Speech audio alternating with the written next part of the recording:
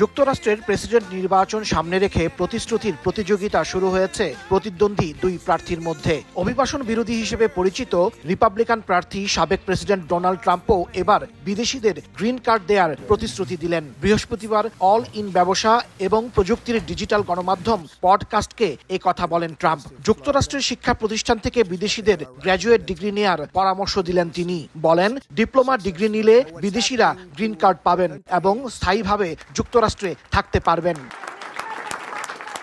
যুক্তরাষ্ট্রের গ্রিন কার্ডধারী একজন বিদেশি স্থায়ীভাবে দেশটিতে বসবাস করতে পারেন এবং 5 বছর পর নাগরিকত্ব পান। ট্রাম্প বলেন, কলেজ থেকে স্নাতক ডিগ্রি বা জুনিয়র কলেজ হিসেবে পরিচিত শিক্ষা প্রতিষ্ঠান থেকে কেউ 2 বছরের ডিপ্লোমা প্রোগ্রাম শেষ করতে পারলে তারাও গ্রিন কার্ড পেতে পারেন। ডক্টরেট গ্র্যাজুয়েটধারীরাও পাবেন এই সুযোগ।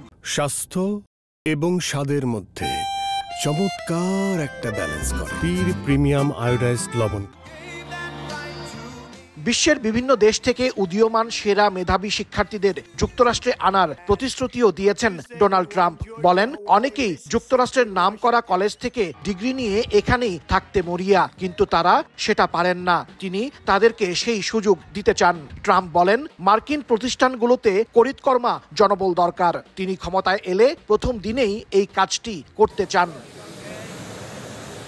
হঠাৎ কেন অভিবাসন বান্ধব এই প্রতিশ্রুতি দিলেন ট্রাম্প? বিশ্লেষকরা বলছেন, মার্কিন নাগরিককে বিয়ে করেছেন এমন প্রায় 5 লাখ কাগজপত্রহীন অভিবাসীকে সম্প্রতি নাগরিকত্ব দেওয়ার ঘোষণা দিয়েছেন ডেমোক্র্যাট প্রেসিডেন্ট জো বাইডেন। এর পরপরই ট্রাম্প তার এই অভিবাসন নীতির প্রতিশ্রুতি দিলেন।